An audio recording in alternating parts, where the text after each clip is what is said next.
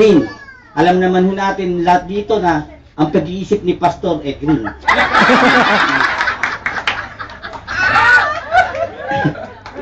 Dito na ho tayo sa... Sinabi po paiyakin, hindi po asarin. Sa bato ho siya inantulad kasi si Pastor, alam mo na lahat na napakatibay, napakatigas, kumbaga ho, na pwede ho nating sandigan sa lahat ng oras. Andyan ho palagi si Pastor kung ano man ang ating ilapit sa kanya. Alam ho natin na pwede tayong sumandik sa kanya. Alam ho natin na siya isang matibay na tao. Gayun din po sa aming pong pamilya.